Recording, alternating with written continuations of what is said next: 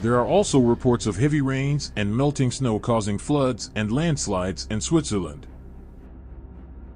The affected regions received up to 100 liters of precipitation per square meter, leading to numerous incidents. Regional authorities are actively responding to the situation, aiming to prevent additional problems.